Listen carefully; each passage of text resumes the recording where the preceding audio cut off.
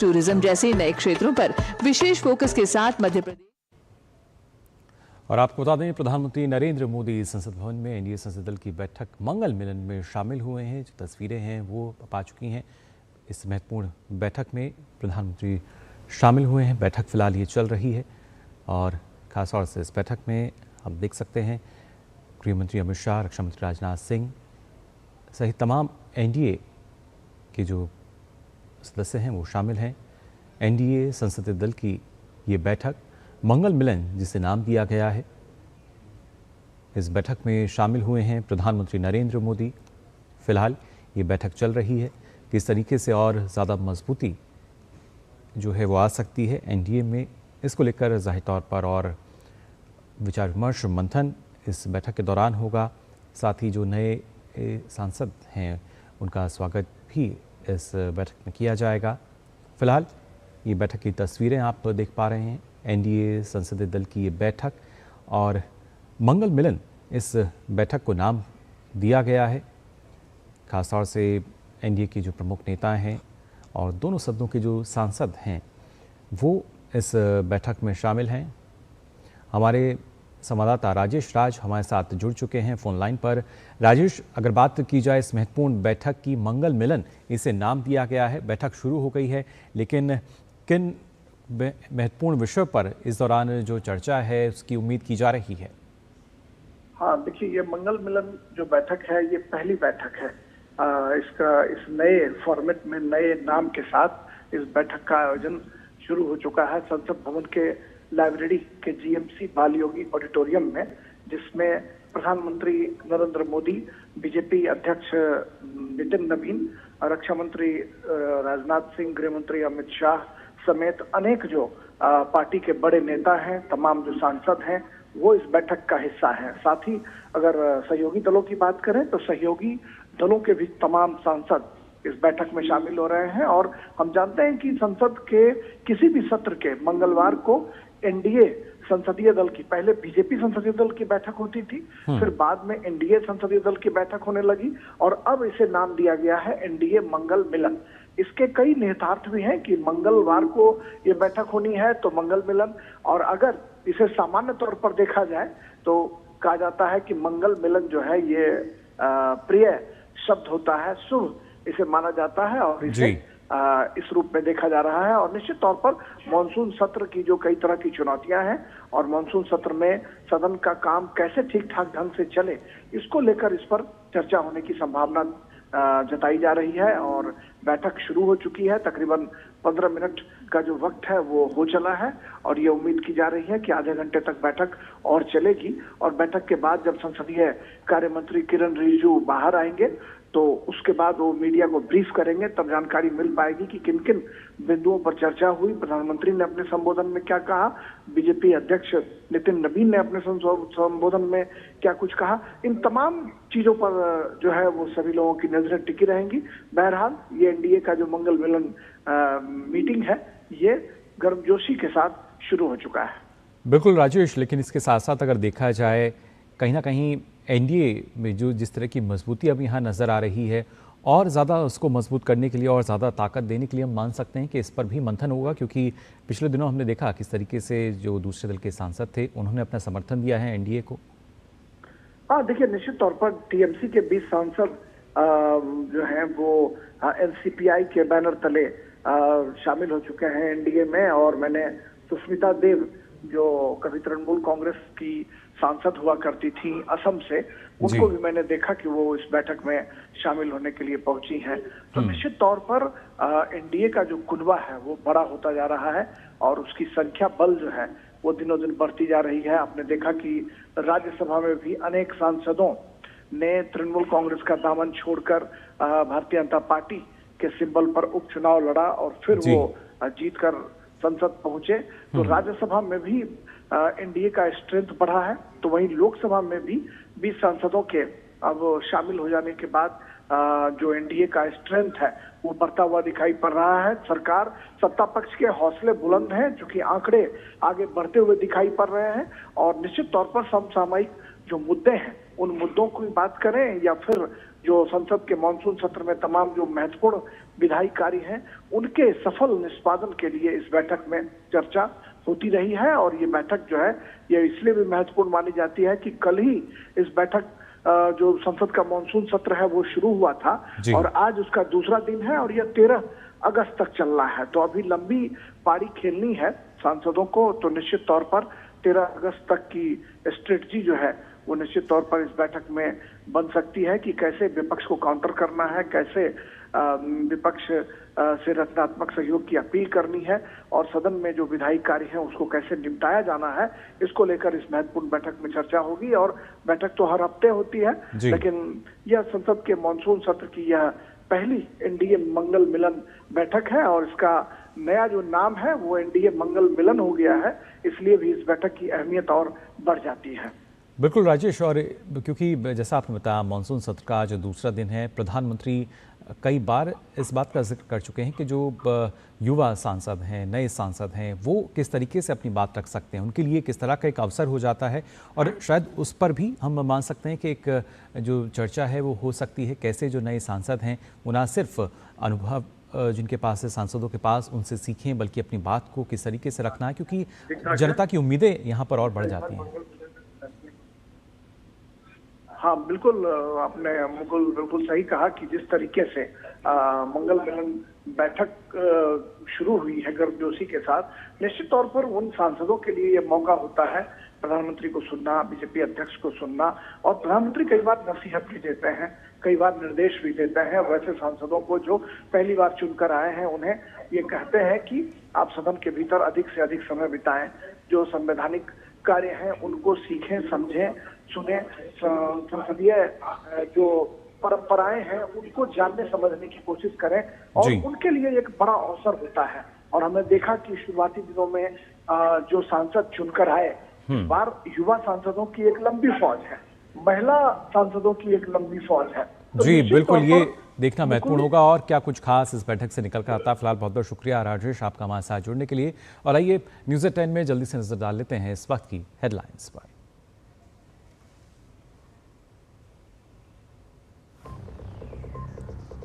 प्रधानमंत्री नरेंद्र मोदी मानसून सत्र के दौरान एनडीए संसदीय दल की मंगल मिलन बैठक में हुए शामिल। विभिन्न मुद्दों पर संसद में एनडीए की साझा रणनीति पर चर्चा।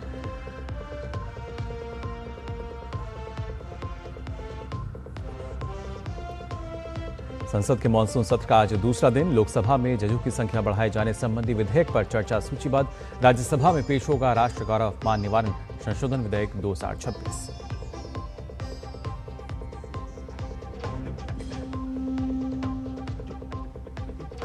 मोल्डोवा की अपनी सफल यात्रा के बाद अगले चरण में राष्ट्रपति द्रौपदी मुर्मू उत्तर मैसेडोनिया पहुंची। राष्ट्रपति और प्रधानमंत्री से करेंगी मुलाकात, द्विपक्षीय मुद्दों पर होगी चर्चा।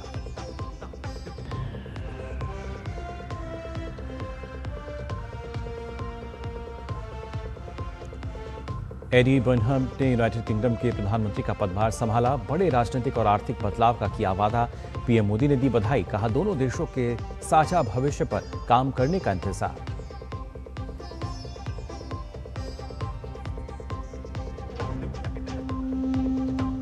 और चीन ओपन सुपर 1000 टूर्नामेंट में पीवी सिंधु की अगुवाई में भारतीय चुनौती की शुरुआत। जापान ओपन का खिताब जीतकर शानदार फॉर्म में है सिंधु, सात्विक चिराग चोट के चलते बाहर।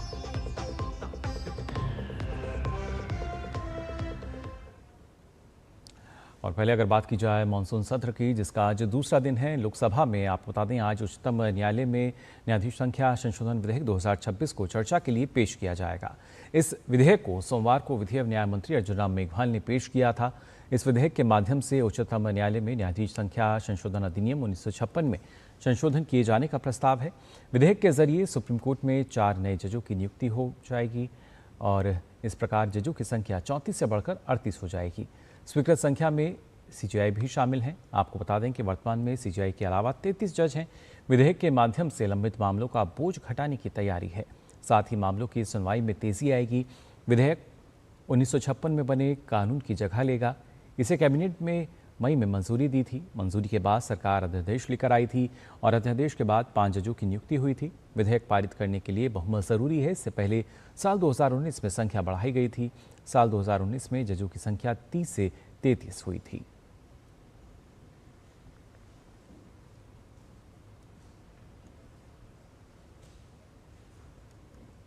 और वहीं राज्यसभा की अगर बात की जाए तो राज्यसभा में भी आज राष्ट्र गौरव अपमान निवारण संशोधन विधेयक 2026 पेश किए जाने और विचार तथा पारित किए जाने के लिए पेश किया जाएगा। केंद्रीय गृह मंत्री अमित शाह विधेयक को पेश करेंगे। इसके माध्यम से राष्ट्र गौरव अपमान निवारण अधिनियम 1971 में संशोधन किए जाने का प्रस्ताव है। इस विधेयक के माध्यम से वंदे मातरम को जन गण मन जैसा संरक्षण मिलेगा। राष्ट्रगान जैसी कानूनी सुरक्षा का प्रावधान है। राष्ट्रगीत के अपमान पर कड़ी कार्रवाई होगी और इसमें 3 साल तक की जेल और जुर्माने का भी प्रावधान रखा गया है। साथ ही दोबारा अपराध पर न्यूनतम 1 वर्ष की सजा का भी प्रावधान है। इसके साथ ही कानून में राष्ट्रगीत शब्द जोड़ा जाएगा। इससे पहले केवल राष्ट्रीय ध्वज, संविधान, राष्ट्रगान संरक्षित थे। इस विधेयक के बाद वंदे मातरम को समान वैधानिक दर्जा मिलेगा। आपको बता दें कि संविधान सभा ने इस गीत को सम्मान दिया था। 150वीं वर्षगांठ पर यह संशोधन प्रस्ताव आया। और बात करते हैं राष्ट्रपति की यात्रा को लेकर। राष्ट्रपति द्रौपदी मुर्मू अपने 3 देशों की यात्रा के दूसरे पड़ाव में उत्तर मैसेडोनिया पहुंच गई हैं। राष्ट्रपति का यह दौरा भारत और उत्तर मैसेडोनिया के बीच द्विपक्षीय संबंधों को नई गति देने के साथ साथ व्यापार, निवेश, प्रौद्योगिकी, शिक्षा और सांस्कृतिक सहयोग जैसे विभिन्न क्षेत्रों में साझेदारी को और मजबूत करने की दिशा में महत्वपूर्ण माना जा रहा है। राष्ट्रपति की यह यात्रा उत्तर मैसेडोनिया के राष्ट्रपति गोर्दाना सिल्जानोव्स्का दावकोवा के निमंत्रण पर हो रही है। ये किसी भारतीय राष्ट्रपति का उत्तर मैसेडोनिया का पहला दौरा है। राष्ट्रपति द्रौपदी मुर्मू उत्तर मैसेडोनिया के राष्ट्रपति और प्रधानमंत्री से द्विपक्षीय वार्ता भी करेंगी। साथ ही वे भारत उत्तर मैसेडोनिया बिजनेस फोरम को भी संबोधित करेंगी।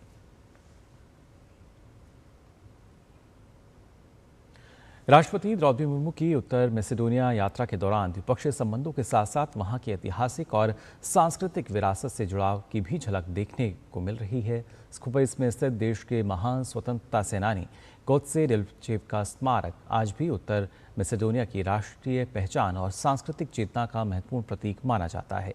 देखिए हमारी संवाददाता जयंती झा की एक खास रिपोर्ट। हर देश की सांस्कृतिक पहचान केवल उसकी इमारतों, स्मारकों या परंपराओं से नहीं बनती, बल्कि उन महान व्यक्तित्वों से भी बनती है जिनके विचार और संघर्ष समय की सीमाओं से परे जाकर आने वाली पीढ़ियों का मार्गदर्शन करते हैं। उत्तर मैसेडोनिया के लिए ऐसा ही एक नाम है गोत्से डेल्चेव। स्वतंत्रता, साहस और राष्ट्रीय अस्मिता के प्रतीक माने जाने वाले डेल्चेव आज भी इस देश की सामूहिक स्मृति का अभिन्न हिस्सा है। स्कोप्जे स्थित उनका स्मारक इतिहास, संस्कृति और राष्ट्रीय गौरव को एक साथ समेटे हुए है। Who was the Gotse Delchev? He was our Macedonian national hero. He fought against the Ottomans. He prepared the Macedonian nation for the military uprising. Skopje में स्थित गोत्से डेल्चेव की समाधि केवल श्रद्धांजलि का स्थल नहीं, बल्कि उस विचार और विरासत का प्रतीक है जिसने एक राष्ट्र की चेतना को आकार दिया। यहाँ आने वाला हर व्यक्ति इतिहास से जुड़ने के साथ साथ उस संघर्ष को, संकल्प को भी महसूस करता है जिसने उत्तर मैसेडोनिया की राष्ट्रीय पहचान को मजबूत किया। गोत्से डेल्चेव नॉर्थ मैसेडोनिया के नेशनल हीरो हैं। उनकी समाधि चर्च ऑफ सेंट्स पास, स्कोपिये, नॉर्थ मैसेडोनिया में स्थित है। उनका जीवन और उनका साहस आज भी नॉर्थ मैसेडोनियंस को अत्यंत प्रेरणा देता है। कैमरा पर्सन जगमोहन प्रधान के साथ डीडी न्यूज के लिए स्कोपिये, नॉर्थ मैसेडोनिया से मैं जयंती झा। उत्तर मैसेडोनिया की राजधानी स्कोपिये में सदियों पुराना एक बेहद प्रसिद्ध बाजार है, जहां के आभूषण और एंटीक सामग्री पर्यटकों के लिए आकर्षण का केंद्र रहते हैं। हमारी संवाददाता जयंती झा ने इस बाजार का दौरा कर वहां के कला शिल्प का जायजा लिया।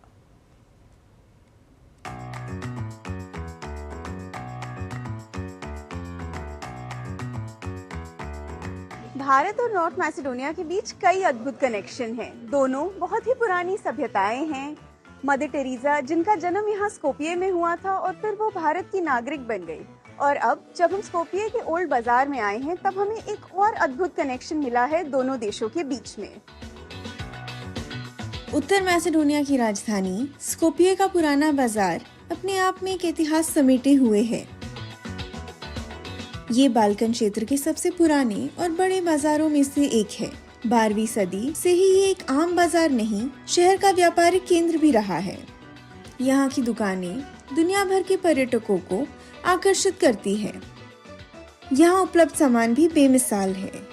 सुंदर आभूषण, चमड़े का सामान, एंटीक सामग्री और समृद्ध संस्कृति की झलक वाला पारंपरिक सामान। रचनात्मकता, कला और शिल्प के शानदार उदाहरण इस बाजार में जगह जगह दिखते हैं। इनमें हाथ से बनी सिल्वर फिलिग्री ज्वेलरी विशेष रूप से लोकप्रिय है। इसको देखकर भारत में उड़ीसा की कटक की मशहूर चांदी की तारकशी की याद आ जाती है। कटक की यह कला सदियों पुरानी है। अपने बारीक डिजाइन और बेहतरीन कारीगरी के लिए इसे GI टैग भी मिल चुका है। From that, we make that. I have one machine up, Cup King machine, so I make self everything. Also silver, also ruby. You can have a look. This butterfly. It's beautiful for women because it's antique. Nobody have unique. What we have here, nobody have in the Macedonia. Skopje के old बाजार में घूमते हुए हमें ऐसा लगा जैसे हम भारत की किसी मार्केट में हैं और फिर हमें पता लगता है कि यहाँ का सबसे पॉपुलर प्रोडक्ट चांदी के फिलिग्री वर्क, ताराकाशी वर्क वाली ज्वेलरी है, जैसे कि कटक उड़ीसा में जिनका ताराकाशी का काम दुनिया में फेमस है। ऐसा लगता है जैसे हमारे दोनों देशों के बीच में काफी कुछ कॉमन में है। कैमरा पर्सन जगमोहन प्रधान के साथ DD न्यूज के लिए स्कोपिये, नॉर्थ मैसेडोनिया से मैं जयंती झा। और इससे पहले अपनी यात्रा के पहले चरण में राष्ट्रपति द्रौपदी मुर्मू ने मोल्डोवा की राजधानी कृष्णा में भारत मोल्डोवा बिजनेस फोरम को संबोधित किया। इस दौरान उन्होंने कहा कि दोनों देशों के बीच आर्थिक सहयोग बढ़ाने की अपार संभावनाएं हैं। राष्ट्रपति ने कहा कि भारत और मोल्डोवा के संबंध आपसी सम्मान, लोकतांत्रिक मूल्यों और विकास की साझा सोच पर आधारित हैं। उन्होंने डिजिटल तकनीक, AI, साइबर सुरक्षा, ऊर्जा, कृषि, स्वास्थ्य और विनिर्माण जैसे क्षेत्रों में मिलकर काम करने पर जोर दिया। राष्ट्रपति ने कहा, विकसित भारत 2047 के लक्ष्य के अंतर्गत भारत भरोसे और साझा समृद्धि पर आधारित साझेदारी चाहता है। वहीं यूरोपीय बाजार से बढ़ते जुड़ाव, कुशल कार्यबल और रणनीतिक स्थिति के कारण मोल्डोवा भारतीय कंपनियों के लिए एक अच्छा निवेश केंद्र बन रहा है। राष्ट्रपति ने मोल्डोवा की कंपनियों को भारत में निवेश के लिए आमंत्रित किया और भारतीय कंपनियों से भी मोल्डोवा में निवेश बढ़ाने की अपील की। इससे पहले राष्ट्रपति मुर्मू ने कृष्णा में मोल्डोवा के राष्ट्रीय नायक स्टेफान सेलमार्क के स्मारक पर पुष्पांजलि अर्पित कर श्रद्धांजलि दी।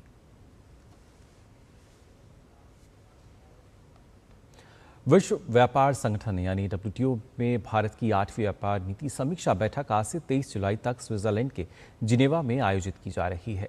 भारत के आधिकारिक प्रतिनिधिमंडल का नेतृत्व वाणिज्य सचिव राजेश अग्रवाल करेंगे। समीक्षा के दौरान WTO के 40 से अधिक सदस्य देशों के अपने अपने वक्तव्य होंगे। भारतीय प्रतिनिधिमंडल विभिन्न मुद्दों पर भारत का पक्ष रखेगा और भविष्य के लिए अपनी सोच भी साझा करेगा। भारत की समीक्षा विश्व व्यापार संगठन द्वारा हर 5 साल में की जाती है। 8वीं समीक्षा में 1 जनवरी 2021 से 31 दिसंबर 2025 तक की अवधि को शामिल किया गया है।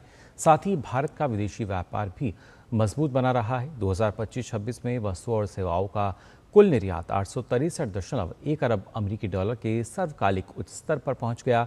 आपको बता दें कि व्यापार नीति समीक्षा WTO का महत्वपूर्ण पारदर्शिता तंत्र है, जिसका उद्देश्य सदस्य देशों की व्यापार नीतियों को समझना और वैश्विक व्यापार व्यवस्था में पारदर्शिता एवं विश्वास बढ़ाना है।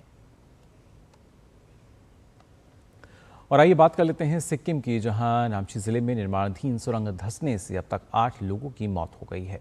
12 लोगों को इस दौरान सुरक्षित बाहर निकाला जा चुका है।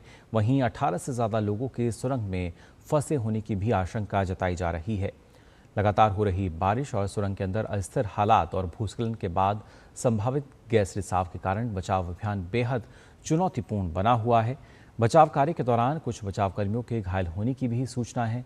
हादसा NHPC की तिस्ता स्टेज 6 जल विद्युत परियोजना के निर्माणाधीन सुरंग में हुआ। नामची जिला प्रशासन NHPC अधिकारियों के समन्वय से SDRF, NDRF, सिक्किम पुलिस, अग्निशमन एवं आपातकालीन सेवाओं और स्वास्थ्य विभाग की टीमों के साथ लगातार खोज और बचाव अभियान चल रहा है। बरामद शवों को संगताम जिला अस्पताल, STNM अस्पताल और नामची जिला अस्पताल भेजा गया है।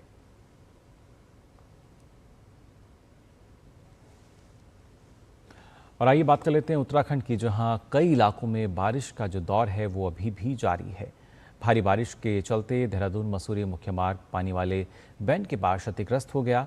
और लोगों की सुरक्षा को देखते हुए प्रशासन ने इस मार्ग पर सभी प्रकार की आवाजाही अगले आदेश तक पूरी तरह प्रतिबंधित कर दी है।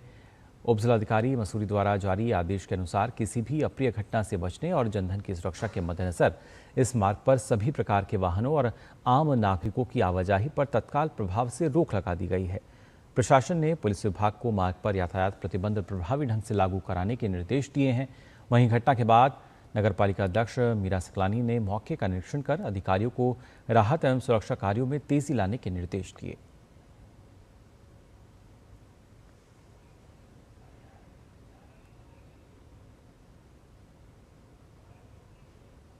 तो जो हमारी छोटी गाड़ियां हैं वो जा रही है, लेकिन जो हमारी बड़ी बसें हैं वो वहां से नहीं जा पाएंगी, उसको एकदम कंप्लीट बंद कर दिया गया है। मेरी विभाग से भी बात हुई है, माननीय मंत्री जी से भी बात हुई है। माननीय मंत्री जी भी अभी स्थलीय निरीक्षण करने जा रहे हैं और माननीय मंत्री जी विभागों से भी बात कर रहे हैं। पूरी कोशिश है कि क्योंकि जिस तरीके से बारिश का कहर है, लगातार बारिश हो रही है, निश्चित रूप से उसमें कब किस तरीके की आपदा आ जाए इसमें ये कहना मुश्किल हो जाता है। लेकिन जो हमारा मुख्य मार्ग है मसूरी देहरादून वाला, जो पानी वाला बैंड है उसके नीचे जिस तरीके से धसा हुआ है वो निश्चित रूप से एक चिंतनीय विषय है। मुझे उम्मीद है कि माननीय मंत्री जी के प्रयासों से, हम सभी लोगों के प्रयासों से विभाग से बातचीत की जा रही है और जल्द ही इसका समाधान निकाला जाए। और वहीं असम की अगर हम बात करें तो यहाँ बाढ़ की स्थिति लगातार गंभीर होती जा रही है। भारतीय सेना ने राज्य सरकार की मदद के लिए ऑपरेशन जल राहत शुरू किया है। राज्य के 16 जिले अभी भी बाढ़ से प्रभावित हैं। आपको बता दें, एसडीएमए की रिपोर्ट के अनुसार 45 रेवेन्यू सर्कल के 794 गाँव में करीब 3,62,000 से ज़्यादा लोग बाढ़ की चपेट में हैं। ब्रह्मपुत्र समेत कई नदियां खतरे के निशान से ऊपर बह रही हैं। सबसे ज़्यादा असर शिवसागर जिले में देखने को मिला है, जहां 1.57 लाख से ज़्यादा लोग प्रभावित हैं। करीब 19,000 हेक्टेयर फसल ज़मीन जो है वो पानी में डूब गई है। मुख्यमंत्री हिमंता बिस्वा शर्मा ने कहा है कि लोगों की सुरक्षा सरकार की सबसे बड़ी प्राथमिकता है और राहत बचाव कार्य तेज़ी से चल रहा है। बाढ़ में अब तक 5 लोगों की मौत हुई है, जबकि 2 लोग लापता हैं। प्रशासन ने 101 राहत कैंप और वितरण केंद्र बनाए हैं, जहां हज़ारों लोगों को सुरक्षित पहुंचाया गया है। एनडीआरएफ, एसडीआरएफ और अन्य एजेंसियों की टीम लगातार बचाव अभियान चला रही हैं। बाढ़ से सड़कों और तटबंधों को भी नुकसान पहुंचा है, जबकि कुछ रेल सेवाएं प्रभावित हुई हैं। गुवाहाटी समेत कई शहरी इलाकों में भी जलभराव की स्थिति बनी हुई है। प्रशासन ने लोगों से ज़रूरत पड़ने पर हेल्पलाइन नंबर्स का इस्तेमाल करने की अपील की है।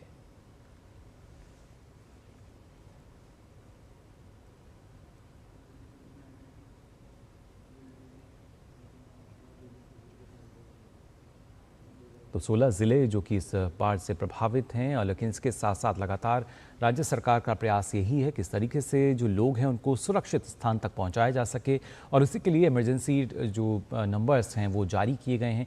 इमरजेंसी टोल फ्री नंबर की अगर बात की जाए वो जारी किया गया है, जो कि 1077 है। इसके अलावा शिवसागर के लिए इमरजेंसी नंबर जो है वो दिया गया है, चौराई देव के लिए भी, और खासतौर से जोरहाट के लिए आप देख सकते हैं वो नंबर।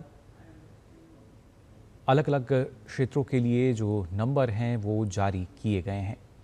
गोलाघाट की अगर बात की जाए तो यहाँ के लिए भी इमरजेंसी नंबर जारी किया गया है। शिवसागर के लिए 8471864355 ये नंबर, अगर इस तरह के हालात आपके आसपास हैं। चौराई देव के लिए 9085412180।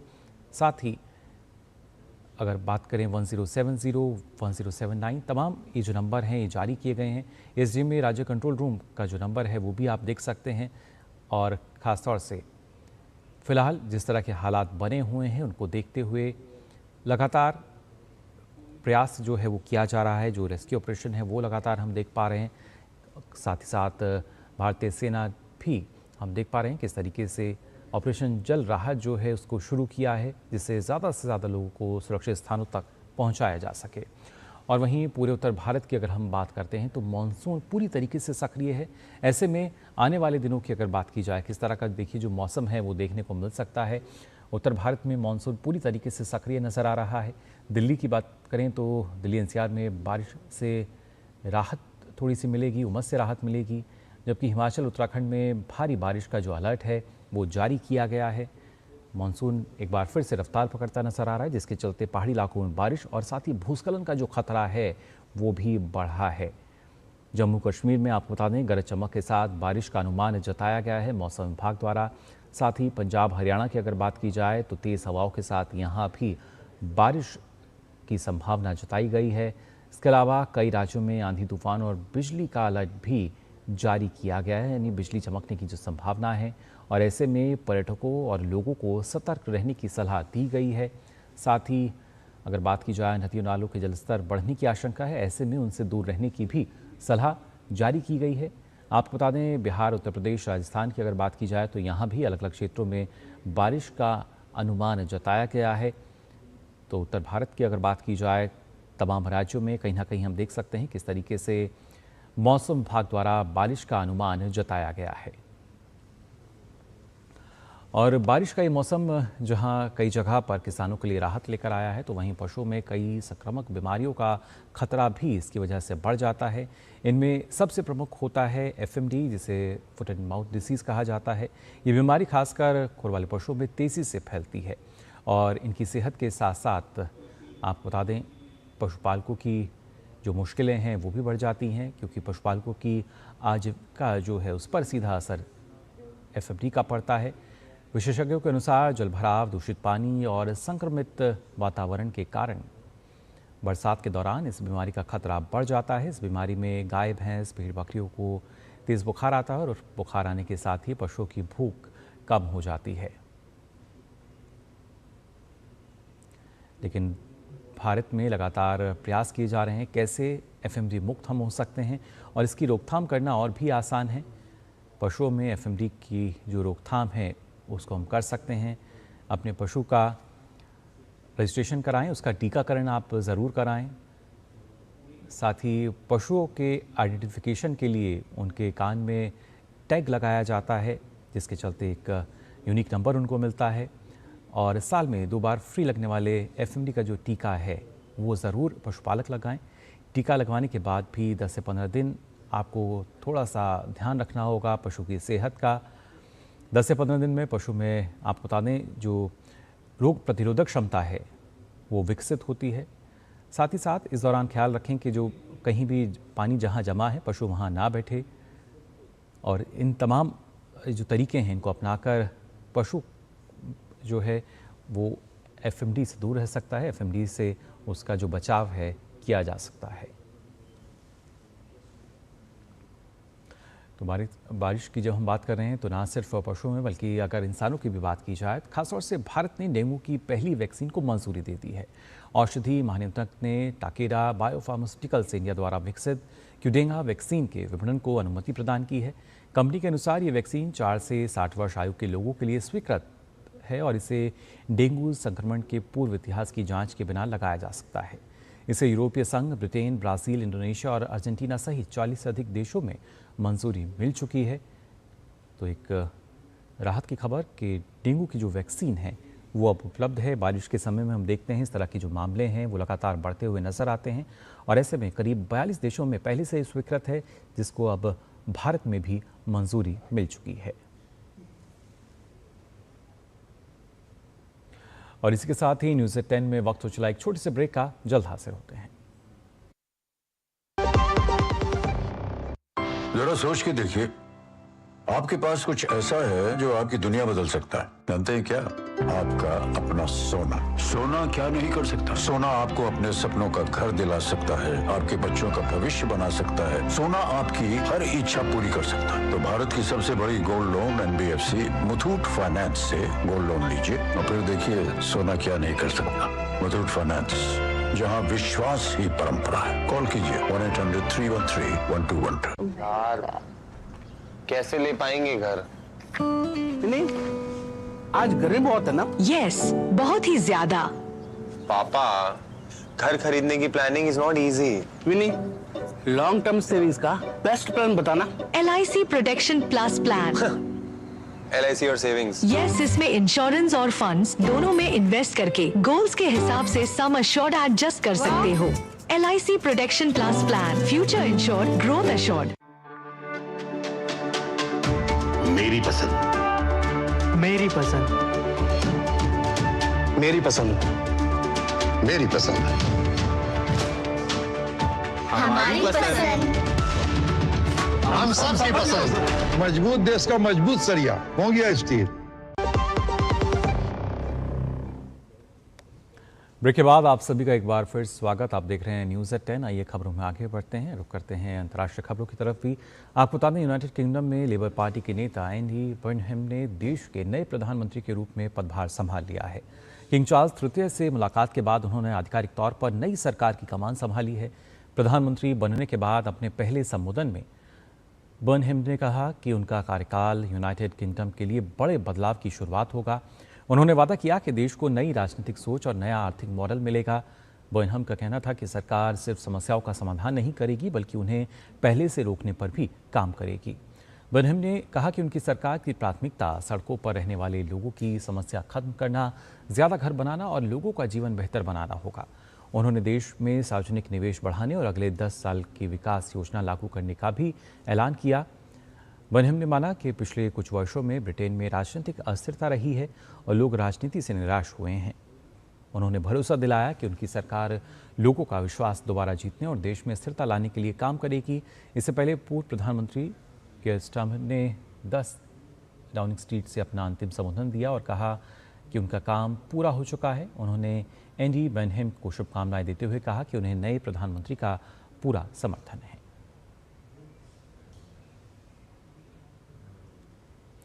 आपको बता दें, प्रधानमंत्री मोदी ने एंडी बर्नहम को यूनाइटेड किंगडम के प्रधानमंत्री पद का कार्यभार संभालने पर बधाई दी है। सोशल मीडिया प्लेटफॉर्म एक्स पर बधाई देते हुए प्रधानमंत्री मोदी ने लिखा कि यूनाइटेड किंगडम के प्रधानमंत्री पद का कार्यभार संभालने पर एंडी बर्नहम को हार्दिक बधाई। भारत और यूके साझा लोकतांत्रिक मूल्यों से जुड़े हुए हैं और व्यापार, निवेश, प्रौद्योगिकी, रक्षा तथा जन जन के संबंधों सहित विभिन्न क्षेत्रों में व्यापक सहयोग कर रहे हैं। इस महीने सीटीए के लागू होने के साथ हमारी द्विपक्षीय साझेदारी और अधिक मजबूत होने की दिशा में आगे बढ़ेगी। मैं भारत ब्रिटेन व्यापक रणनीतिक साझेदारी को और गहरा करने की आशा करता हूं। साथ ही हमारी साझा विजन 2035 को आगे बढ़ाने के लिए आपके साथ मिलकर काम करने की आशा करता हूं।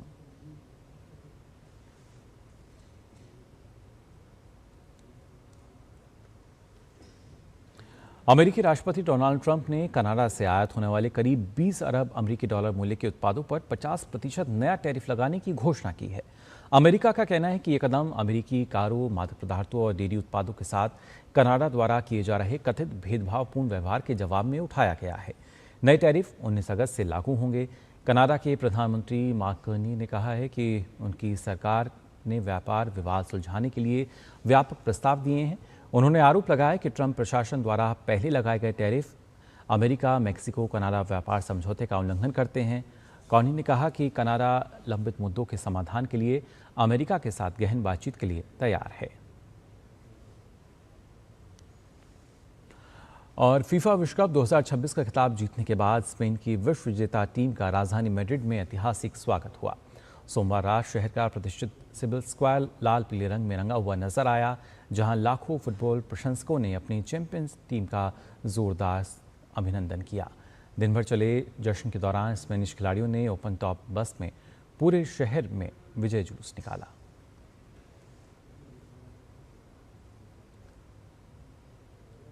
विजय परेड के बाद टीम सिबिल स्क्वायर पहुंची, जहां खिलाड़ियों ने करीब 1 घंटे से अधिक समय तक मंच पर प्रशंसकों के साथ जीत का जश्न मनाया।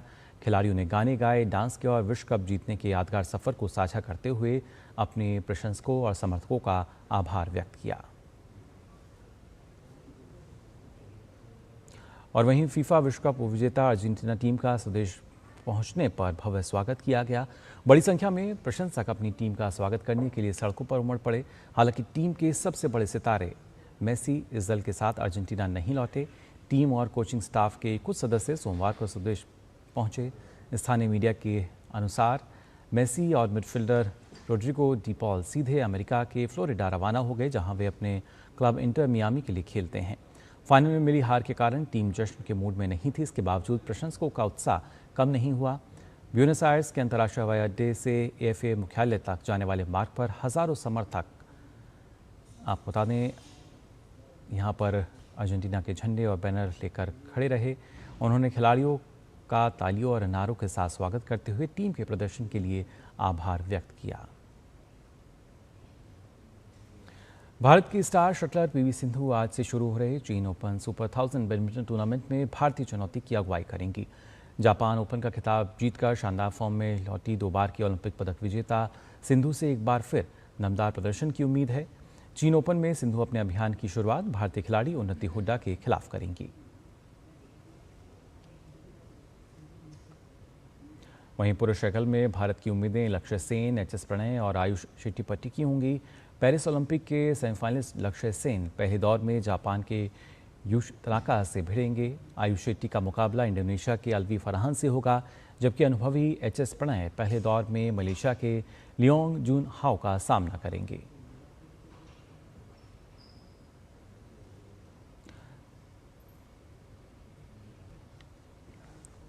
तो फिलहाल के लिए न्यूज़ एट 10 में बस इतना ही, लेकिन देश और दुनिया की तमाम खबरों के लिए आप देखते रहिए डीडी न्यूज़। मुझे दीजिए अनुमति। नमस्कार।